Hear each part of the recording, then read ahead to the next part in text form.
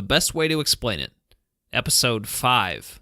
Hey guys, something I forgot to mention in the episode, but we'd really appreciate it if you guys went ahead and subscribed to The Best Way to Explain It.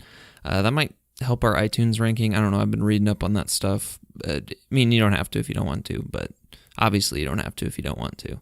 But if you would like to, I created a handy little subscribe page at our website at thebestwaytoexplainit.com/subscribe, and that'll take care of you. It'll have all the links of pretty much every single podcast, mainstream podcast player.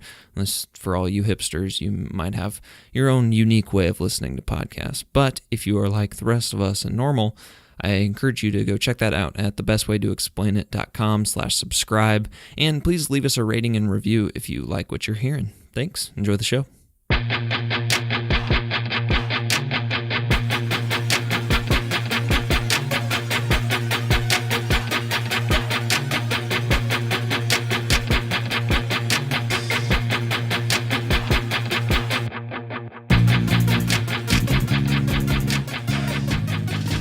Welcome back, guys. Breckan and Scott with another episode of The Best Way to Explain It, the show that's sort of like that mold you find in your grandma's shower. It's so gross, but you just can't look away. You know what I mean? Yeah, that mold. Mm-hmm. It's haunted me ever since I was 5. Thank you for bringing back that memory. Did your grandma's shower have mold in it? I really don't remember, because when I was little, I never showered. So, Yeah. I remember my parents used to segment out days. So, what was it? Tuesdays, Thursdays, and Saturdays were shower days. And because there were 3 of us, they rotated who had to go first each day. So, Saturdays were my days to go first. And so, Saturdays sucked. Yeah. Hated showering. Yeah. But now I'm in there for 30 minutes. Oh, yeah. Showering.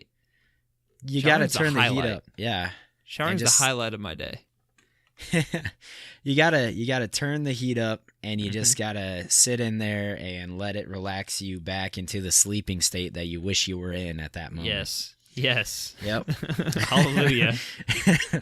That's what I use showers for. When we would go on those trips for our Christian group in college, and they would be like, yeah, the showers are gonna be super cold and you gotta use them for like a minute. I was like, I guess I'm not showering for the 3 days that I'm here.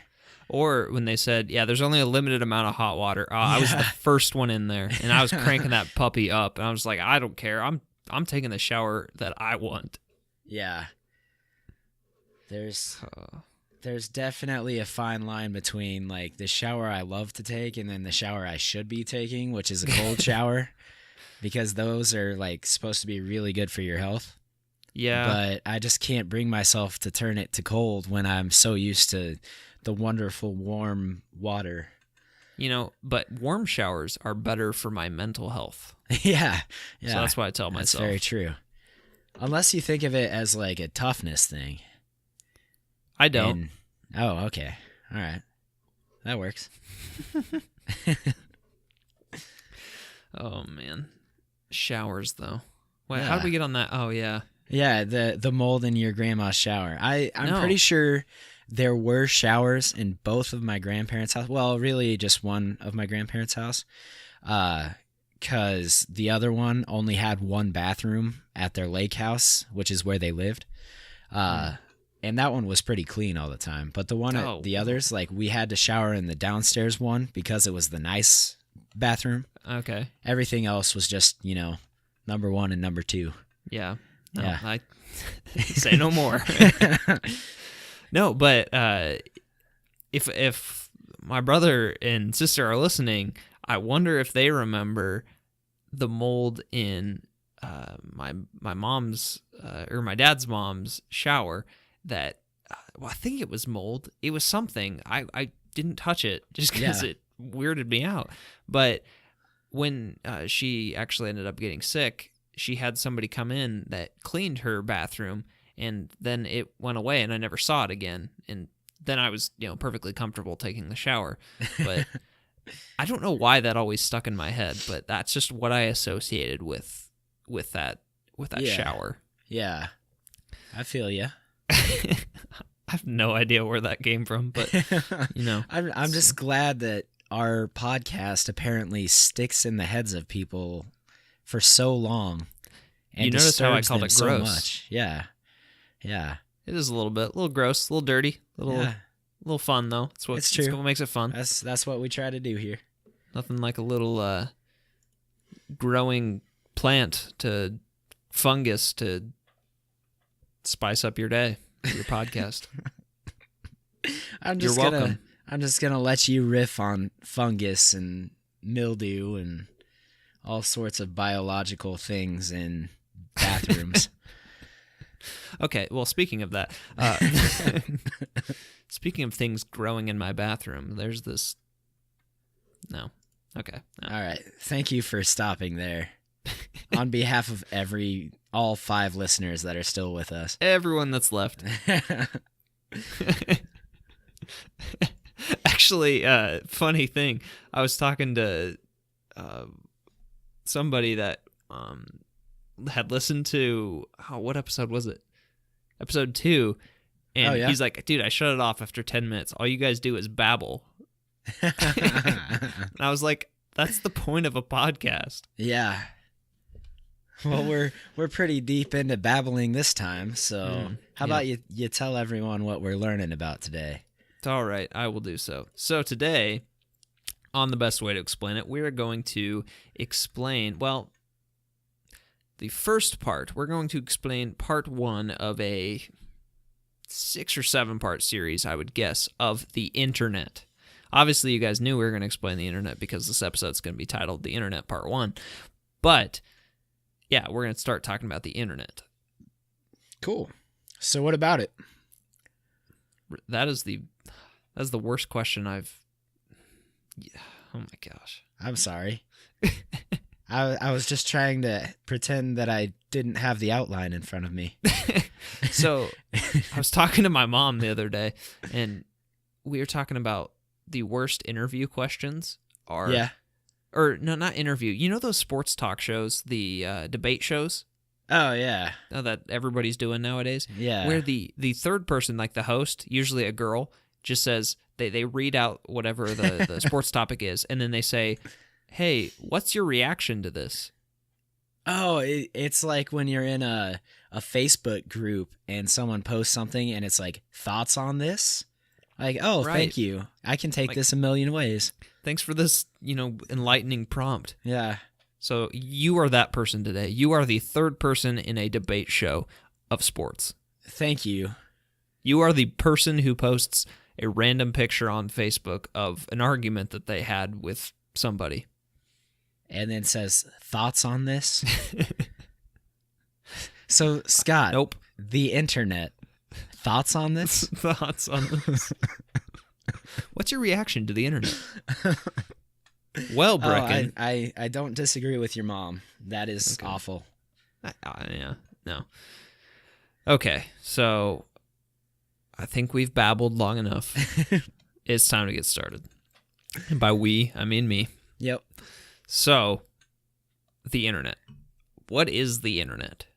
Well, and that's a rhetorical question because I'm going to explain it to you. But so it seems kind of like an easy question, and it is in general, but defining all the different parts is going to quickly pull you into many different rabbit holes in terms of all the different acronyms, protocols, and problems that we've run into when developing the internet.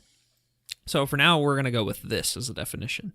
The internet is a network of hosts, which hosts are just anything that can connect to the internet, so computers, cell phones, tablets, you name it. Heart monitors, I think they can now. Yep. Don't diabetics have some thing that does the insulin automatically or something? Yeah, insulin pumps. So they'll connect to the internet, or they'll connect to another device called a constant glucose monitoring or monitor, and they basically talk to each other and they say, hey, your blood sugar level is rising. I'm going to release more insulin. And then eventually someone dies. Don't we all? Well, no, haven't Haven't those been hacked or something, and people actually have died? If it connects to the internet, someone's gonna hack it, and then bad things. True. Yeah. True. Okay, so that's what a host is, and basically this network of hosts. Wow. Blah. This network of hosts can all communicate with each other. So what we want to talk about today is how did this all come to be? Because, if you think about it, surely there had to be some sort of concerted effort to erect all of the physical infrastructure that is needed to make it work. Well, the reason we're going to talk about this is because I think understanding how the internet works is much easier if you have some conception of its origins and where it came from. So we're going to start with a history lesson. So, how and when did the internet begin? Again, this is another rhetorical question. I'm going to actually answer it for you. You're welcome. This is actually a tougher question than it might sound. So if you think about it, have you ever thought about who started the internet? Isn't it that guy who almost was president of the United States? I hate you. Oh, so quick little anecdote. I was telling my parents about what we were recording tonight, and they both laughed and said, "Wasn't it Al Gore who invented the internet?" Oh my gosh. They need to listen. They were joking. They know better. Okay. Okay, do you know why people think that? I don't know the exact story. I thought he started that rumor or something. Well, I think he was one of the people pushing for government funding of the research behind it. That's kind of what I've always thought. I don't quote me on that, but hey, who am I? Just some dude claiming to be an expert on the internet, and clearly you can trust me. Anyone can write anything on the internet. That's how you know you're getting the best information. Exactly. I think it's valid reasoning there. Yeah. The likelihood is high. Little Michael Scott action. Hey. All right. So, who started the internet? Well, you can't really say this person started the internet, because it was really a conglomeration of efforts, and oddly quite disconnected efforts. And we're going to kind of go over some of that today. So, if you're like me, the internet's kind of just always been there in your life. You don't remember a time that the internet wasn't a thing. Now, if you're older than me, 30s, 40s, you probably remember not having the internet, and you probably remember when it was first getting started, or at least you remember there might have been an internet, but it wasn't something that you had access to. So it's kind of just this abstract notion to a lot of people. So we're going to demystify it for them today and the next 6 or 7 Fridays. I vote we change our name to the Demystifier Project. You can. Okay. You can start your own podcast and call it that. Okay. I'm going to stay here, though. All right. That's cool, too. Probably for the best. Yeah. All right. See you, man. Bye, everybody. It's been real. Okay. So I'm going to attempt to give as comprehensive a history of the internet as I can, without being unnecessarily laborious over certain points. And you can actually find a lot of what I'm going to talk about at internetsociety.org. So the internetsociety.org is a website that has kind of chronicled the major thinkers and papers that led to the creation of the internet. So if you want to find more, that's a good resource for you. And that's where I'm getting a lot of this. So citing my source there. Thanks, Mom. Wow, look at you. Yeah, my mom's an English teacher, so that was for her. Actually, both my parents were, but I'm so proud. That's neither here nor there. Wow, I'm all over the place, dude. Yeah, dude. Okay. You're hitting the wall here. We haven't even talked about J.C.R. Licklider.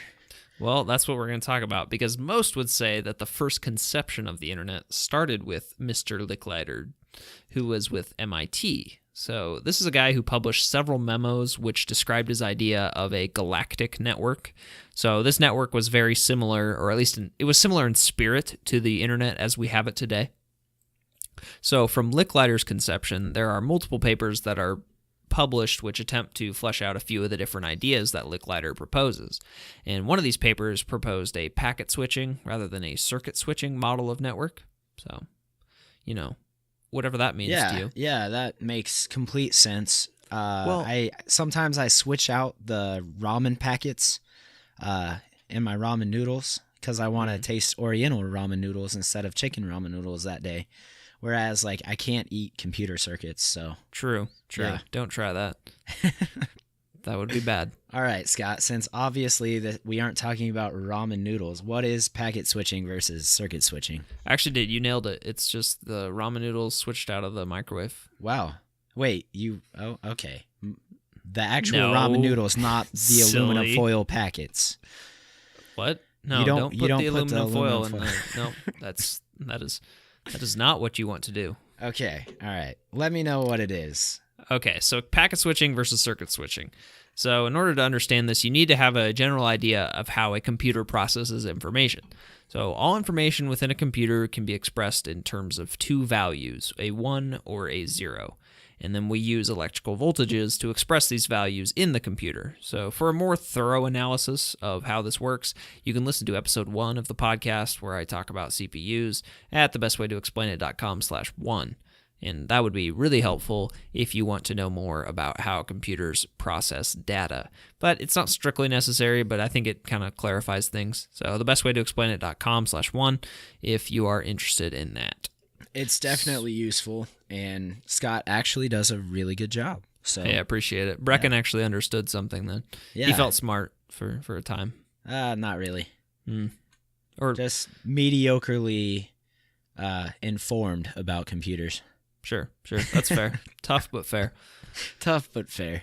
So, in order to send information from one computer to another, one needs a way in which to send these electrical signals from one computer to another, obviously. So, there were two ways that this could happen, and we're going to talk about first the circuit switching network. So one of the most obvious examples I can think of a circuit switch network is the telephone line. So kids, if you are younger than me, there used to be these telephone lines that would connect different phones from houses called landlines. And so these things, they would be wooden posts running along like gravel roads, and there'd be wires going along. That was a telephone line. Crazy. In case you didn't know. So crazy stuff, man. So you can think of the information transfer process in this network as 3 steps. Now, I know most people know what landlines are. That was just a joke about... It was probably a bad one. Most of the jokes we make are bad. So. Yeah. It's right in tune with our whole thing that we've established here. People, if they're still listening, this is what they're to expect. So the first step in the process, the information transfer process, is the establishment of a connection. So in this phone line example, this is going to be when you call someone, the connection is established. So in essence, when you call someone on the phone, there's a signal that goes out from your phone to reserve a channel on the network. And no one else can use that channel while it's reserved. So then we get a connection between 2 phones where it is dedicated to just that call. So if someone else tried to use that channel, they're going to get a busy signal. And that's why when we used to have dial-up connections, we couldn't both use the phone and surf the internet because the channel was already reserved for the call. Now, did you ever have a dial-up connection? I really can't say I remember a dial-up connection, and I also played outside as a kid a lot. That sounds horrible. So I really, I so many sunburns. But I do remember like the occasional time when I would have like an email to send to a teacher because I was in like an advanced group of kids as a young blood. And they were trying to teach us how to email and how to use the internet, which is completely different than from how we email and use the internet today. And I would be at home and Mom would be like, "Oh, we're getting a phone call. You got to get off the computer." So I would. Yeah. I'd go and get sunburnt again. I just remember our computer was so slow that it was hardly even worth it. Yeah. Tell you what. So did it make the actual dial-up sound? Yeah. I remember that, like that bird. Yeah. That I bet that sounded exactly like it. That was so close. I thought you actually had a dial-up over there. Yeah, I carry it with me. No, that's in my other pants. Just like my portable fax machine. Fax machines. Apparently those are still being used. Isn't that just a wireless printer? Basically, yeah.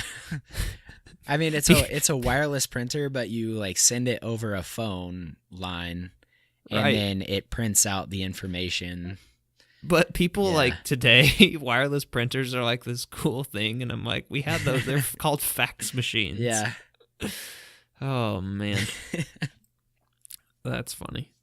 I don't know. I never understood faxing, but that's fine. The only thing I know it was really used for was like when you had special papers that needed to be signed or something, and you sent it on the line. Sure. Yeah. Sure. Yeah. No, I get that. Okay, so we're not talking about fax machines though. We're talking about circuit switch networks. So we have this channel, which is just a dedicated, place where communication can occur between two different, hosts, like we talked about. So once this connection's established, the data can begin to be transferred. And then the second step in this 3-step process is data transfer. So data is transferred as a continuous stream of bits that's uninterrupted. So this means that each data unit or bit knows exactly where it's headed, or it knows the destination address. So just like a letter has a address that you give it, so does the information that you're sending. So finally, once the call is finished, the line is then unreserved and able to be used by other people. So that's the third step in the 3-step process. So that's circuit switch networks, but how is this different than packet switching? Well, in a packet switching network, data is organized into packets rather than as individual bits, hence the name packet switching. Right? Hey, makes sense. Yeah. So another difference is in how the channels are managed. So there's no reservation of channels in a packet switching network. Each of the channels on the network can be used by many different people at the same time, which is one of the advantages of the packet switch network. So packets of data are sent from the user to what's called the switching node, and then the switching node is going to append information in the header of the packet in the user address and the destination address. So that's what it's going to append to the header of the packet. And then it's going to send the packet on its way. So the nice thing about doing it this way is that the packet can be sent on any particular channel it wants to, just whichever one is available that's not currently having stuff being sent on. So you don't have to wait for a channel to be unreserved, and you can just send packets along the way. So it's going to be much quicker with packet switch networks. So if that doesn't make sense to you, I think a real world analogy is going to help. So suppose you want to send a letter to someone. So in a circuit switching network, sending the letter would be like sending the information in your letter one character at a time. So if I wanted to send you a letter, Breckan, that said, I don't know, I'm quitting the podcast, right? Well, oh shoot, I actually didn't mean for that to come out during this episode. Wait, was that a Freudian slip there? You're just thinking about how tortured you are at the best way to explain it? Yep. Yeah. You work me like a dog. I know. No, I'm not actually quitting. That was a joke. But if I wanted say I wanted to send you a joke letter that said I was quitting, the best way to explain it, but then I wanted to be like, no, don't find another host because I was just kidding. If it was a circuit switch network and the channel was reserved, I couldn't send it until that channel was unreserved. But that channel you might be using to, get another co-host, and that would be bad. I'd be calling someone. Yeah. So thank goodness for packet switching. Yes. I would get your joke instead of, being freaked out about who was going to do all the work on the podcast. Well, you might be the only one who got that joke. So, okay. So, oh man, this is you're getting tired over there, aren't you? I'm really glad that this episode can be more off the wall, because the next ones I'm going to need to be fairly focused on. Yeah, I think they're a lot more technologically advanced. Yes. But I do like hearing about this, like circuit switching and everything. So you've got a letter and you send it, but you'd have to send it like one character at a time over a circuit switching network. Whereas a packet switch, you would write the whole letter, you'd give it to the post office, and the post office would send it. But because the post office is sometimes inefficient, they might not get it to me because the letters can get lost or routed. The packet switching is routed poorly. Wow. Right? Do you just want to like do the episodes? I mean, that's I know a little bit about packet switching. I've done a little research. Oh my gosh. This is what I have to deal with. Yeah. All the time. Yeah, okay. I'm sorry. But yes, you are correct. Just like Breckan was saying, the difference between the circuit switch versus packet switch, or one of the differences, is that you could send the whole letter on a packet switch, but you'd have to send it one letter at a time on the circuit switched. So if you think about in this letter analogy, you're going to give your packet or your letter to the post office, which is like the switching node that we talked about before. And so you then put your return address and the destination address on the envelope in the same way this information's put in the header of the packet. So I guess one disanalogy is that you do that yourself when sending a letter, but the switching node is going to do it for you on a packet switch network. But that's just a minor change. And so the post office, like you said, it can have the letter take whatever route or channel it needs to in order to get to that destination. Think about it. You can take a number of different roads to have the letter delivered to you, or delivered to whoever is to you, I guess. Yeah. In our analogy. And so, the reason that packet switching is going to be less reliable is due to the fact that these letters can obviously be lost, or, like you said, can be routed poorly, meaning that they take a longer road to get there than is most efficient. Yeah. And so that's kind of packet versus circuit switching, and we can talk more about that later if it, I can't remember if it needs to come up again or not. Yeah, we talk about packets in a later episode, I know. Or hit us up with a suggestion if you want to learn a little bit more about it. We can definitely go into more detail. Yeah. I think I do actually talk more about packets. Yeah, I definitely do, because that's one of the primary units of data that's used on the internet. Cool. So, yeah, cool. No worries. We'll get to it. And so we have this packet switching versus circuit switching network idea, and that was a fairly significant landmark in terms of research papers that had been released. And then we get to the real sort of origins of the internet with an organization called DARPA, which is the Defense Advanced Research Project Agency. So this was a government agency that was interested in figuring out the internet, essentially. And so Licklider and his colleagues worked there in the computer research program. And so the primary focus in networking was twofold. Well, the first focus was to find a network model that would suffice for the idea of the galactic network, which basically is the packet or circuit switching model problem. And then the second is to make the computers actually be able to send information to one another. So that's what they were really focusing on in this computer research program. Okay, and then now we get to a guy named Lawrence G. Roberts of MIT, who is also on the DARPA team. So Roberts connected a computer in Massachusetts with a computer in California as an experiment using the phone lines, which obviously, as we know, used circuit switching. So what he discovered was that while he was able to run programs and retrieve data using both computers in a time-shared setup, which is basically just multiple people using the same computer remotely, but the circuit switching that the phone lines used was just not going to cut it. It was just not going to work for the general network model that they needed. because in fact the first message that was sent was log in, that string of characters, and the computer in California only got the first 2 letters of the message. So thus we get the importance of the packet switching concept, which sent the information as packets rather than as individual bits. So that's really the first instance of computers communicating with one another. That was this guy Lawrence Roberts doing the Massachusetts to California.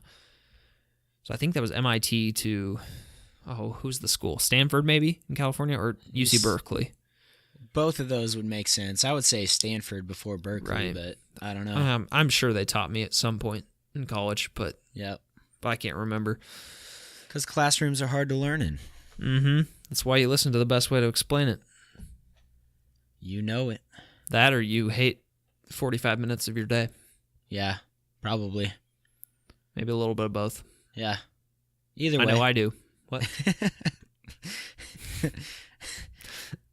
Well, I really love talking with you, Scott, so... Hey, it's the highlight of my day. It makes me the happiest person alive. And I can relive it as many times as I want because it's on the internet. At thebestwaytoexplainit.com. /5. You know it. Wow, that was really good. That was beautiful. Wow. We're getting good at this.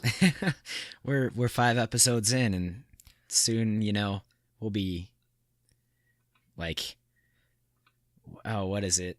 Rogue marketing products to people, and who knows what else. I'm not sure I understand, but that's cool. Me neither. What do you do when you've perfected a podcast? I Let's don't move know. on to the next thing. Yeah, I guess.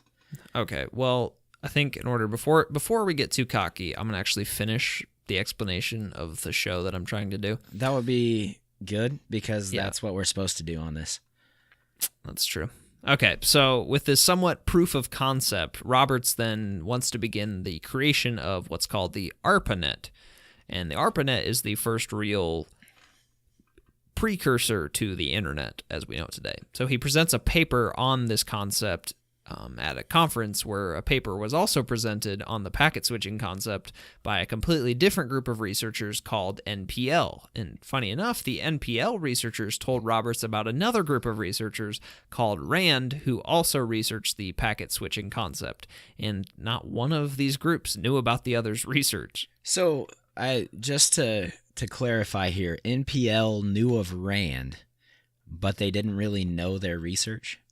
Right. Well, I think they'd heard tell about RAND doing some research on packet switching, but they didn't know specifically what they were, the specifics behind it.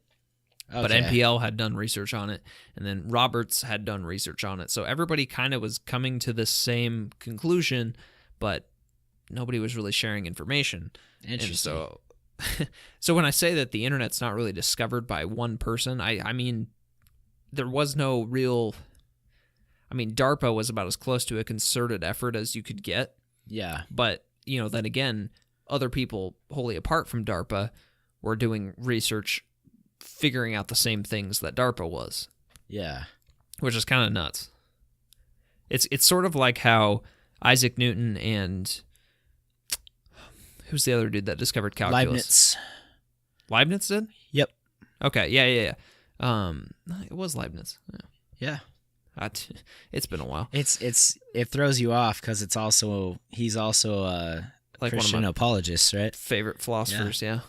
No, but yeah, it's sort of like that. Like they both discovered calculus at the same time. For those of you who don't know, Isaac Newton and Leibniz both discovered calculus separately, and they just didn't know about it. And so they actually did know about it.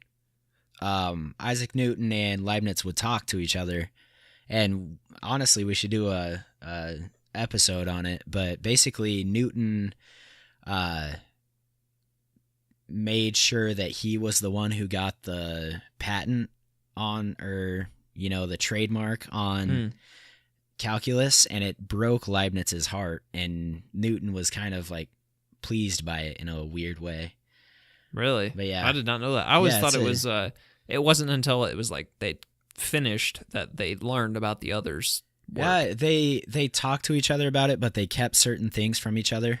We use a lot of what Newton did, but we actually use Leibniz's notation with the script S for the derivative and some of the other stuff, because Newton's was just too difficult to understand for like normal, average, everyday calculus users.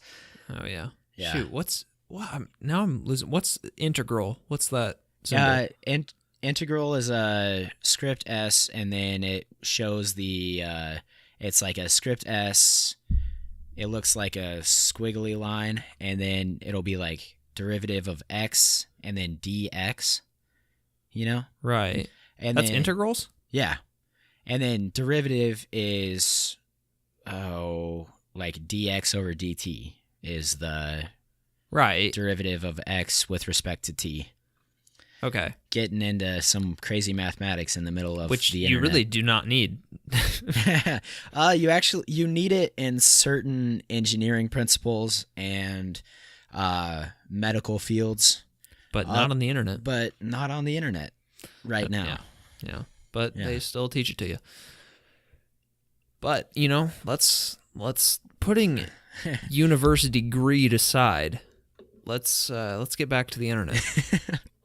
I would enjoy that. Okay, so we had this conference where people didn't know everyone else was researching these things, but then they all came together and realized, hey, we're all researching the same thing.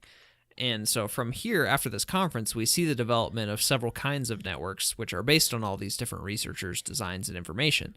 So the networks that were developed from this are networks such as the MPL network, ARPANET, TIMNET, Merit Network, Cyclades, Telnet, networks like that.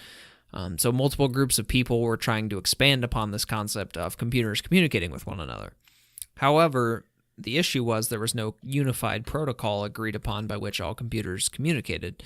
That is until the invention of the TCP/IP Internet Protocol Suite. Okay, so the TCP/IP Protocol Suite.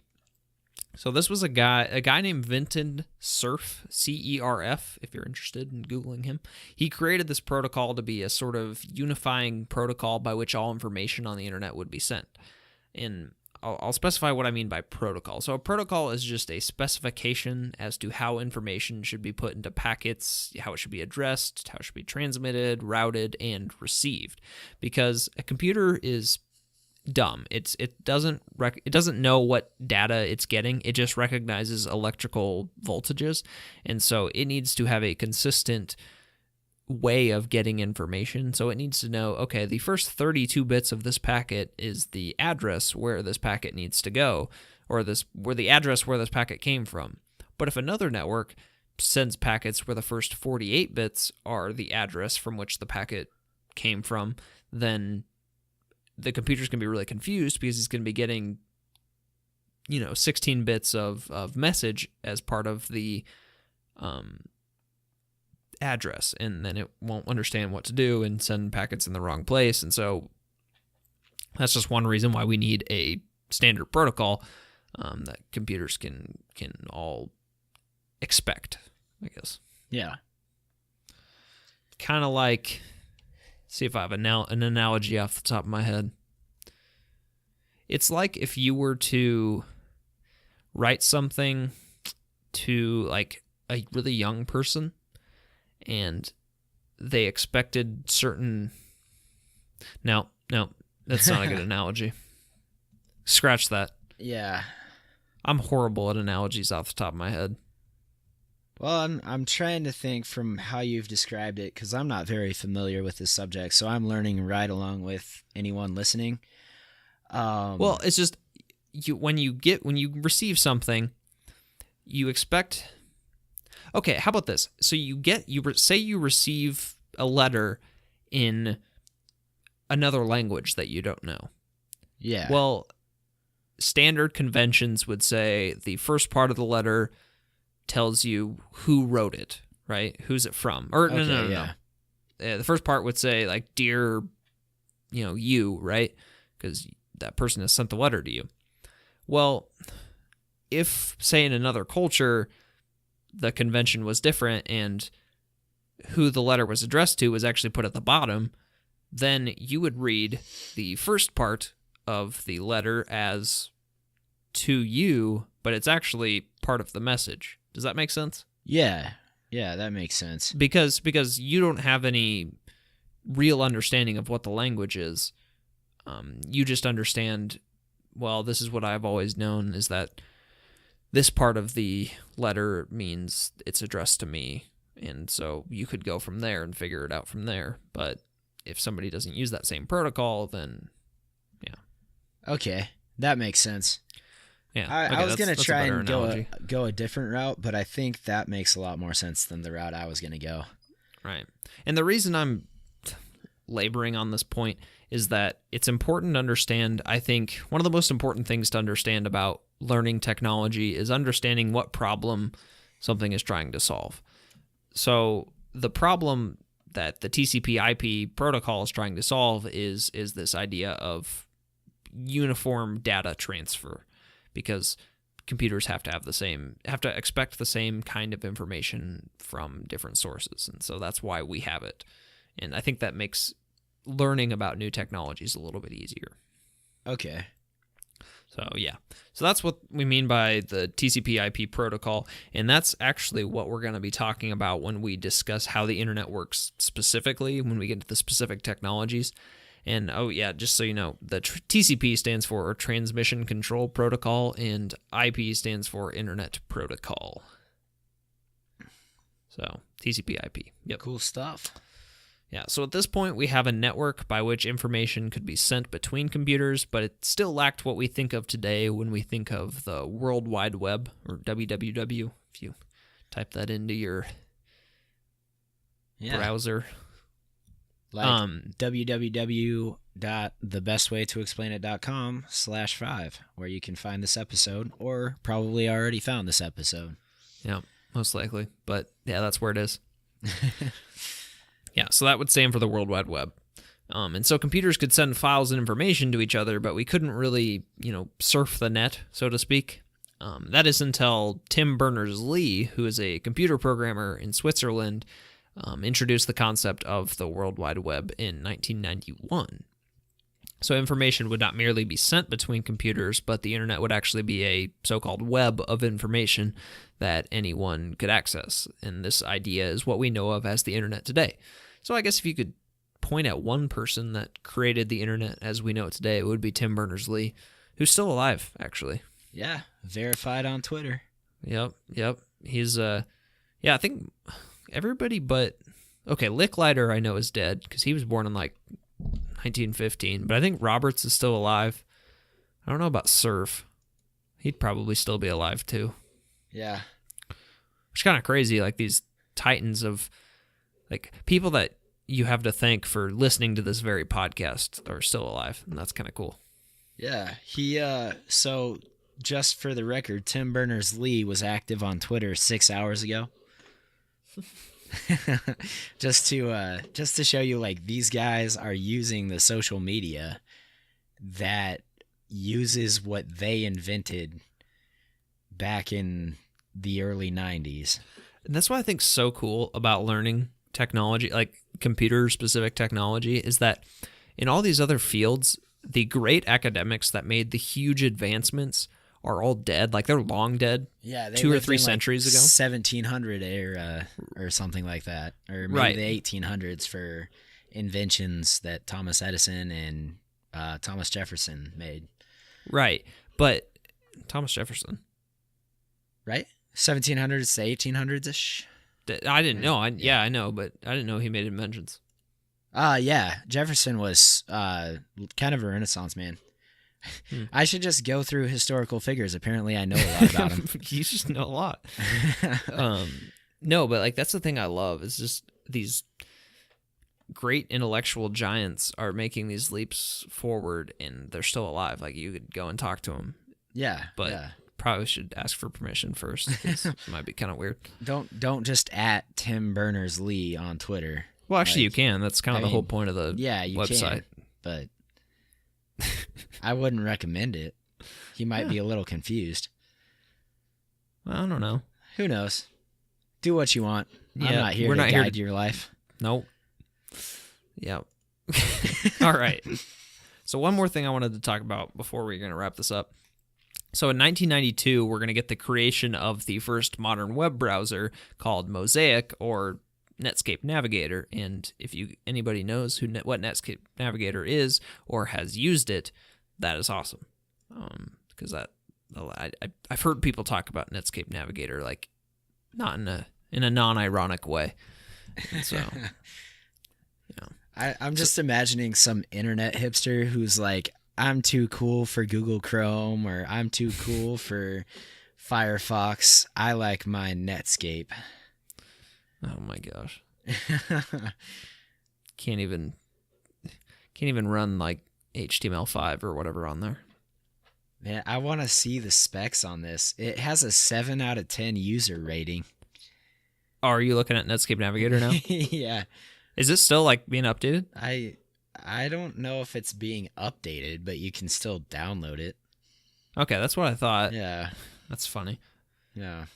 I wonder what our website would look on that. It has click on that. It has 311,000 downloads. That's not that many. And its operating system is Windows 98 SE. That is okay.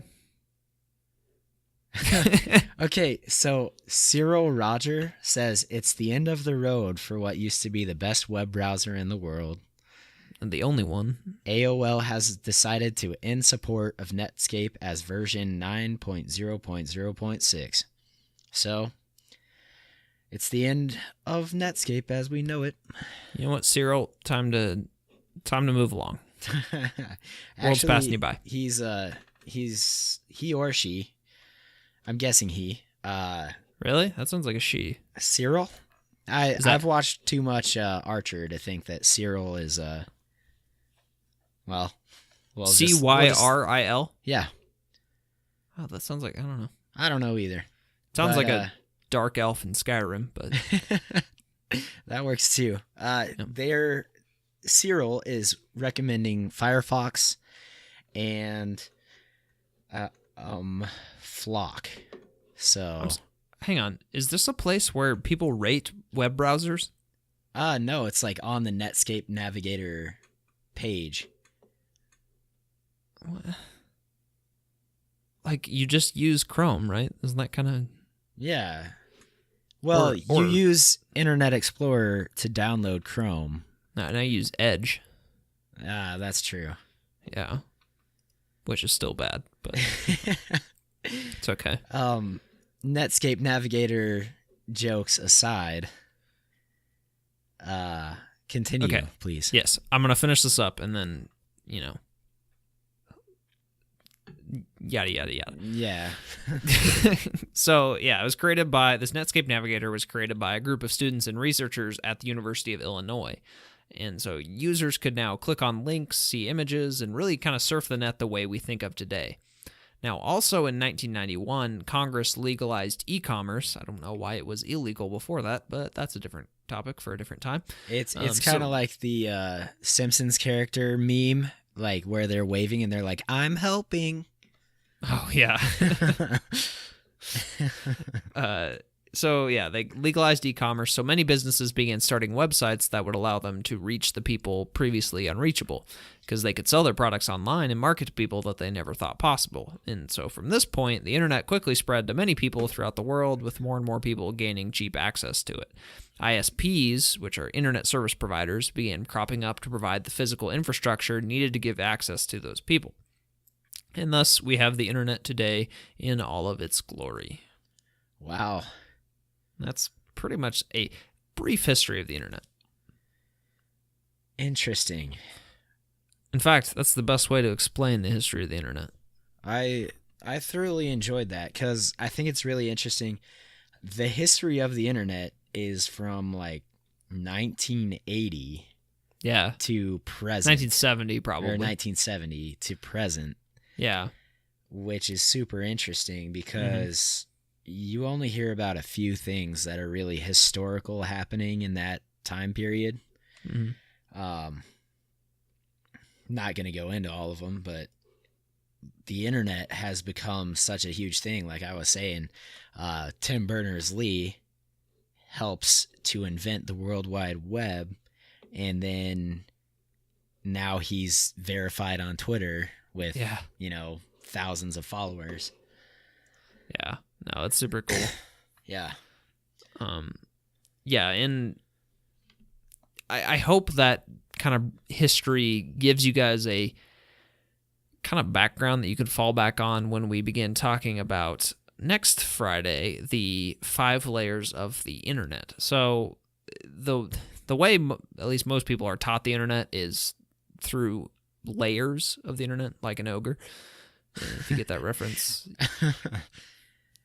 No, okay. If you get that reference, realize that Scott played Shrek in a high school play, I believe. I did. It was actually the musical. The musical. Shrek the musical. Mm-hmm.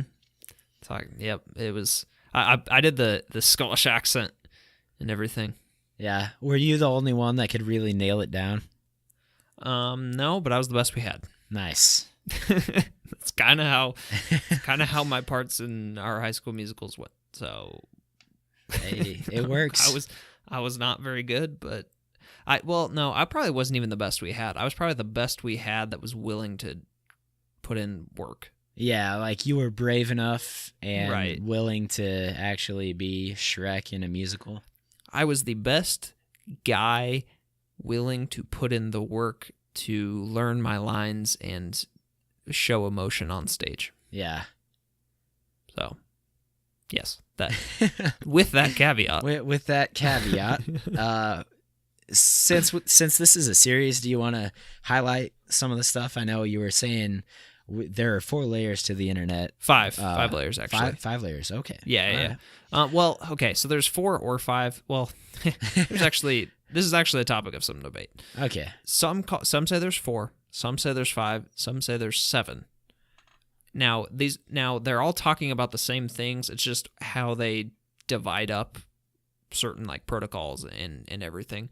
I like the 5-layer model. I think it makes the most sense, or at least it does to me. So that's what I'm going to talk about. Okay, cool. So the 5 layers being the physical layer, which will be next Friday. Then we're going to talk about the link layer, which just Fridays successively after this. The link layer, then the network layer, then the transport layer, and then the application layer.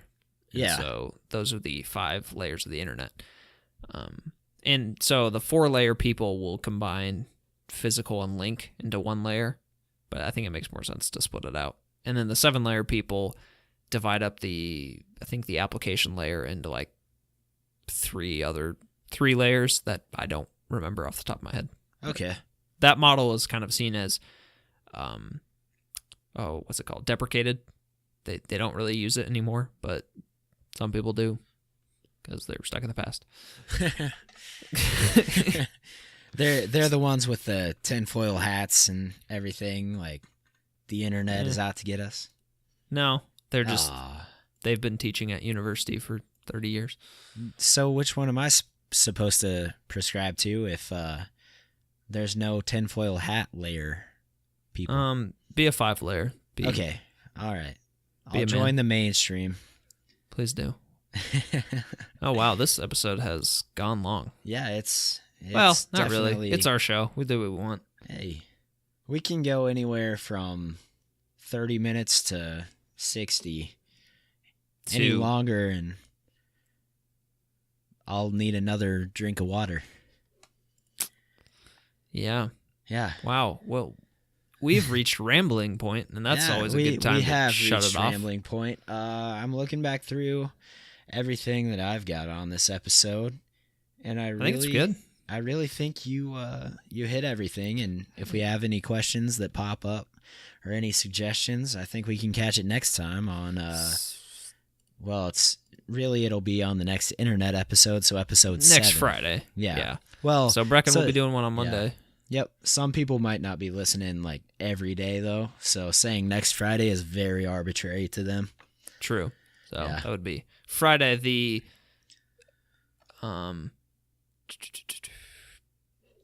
3rd, November 3rd, 2017. Yep. Okay. All cool. right. I think we should end it. Awesome. All right. All right. See you guys next time. Get learning.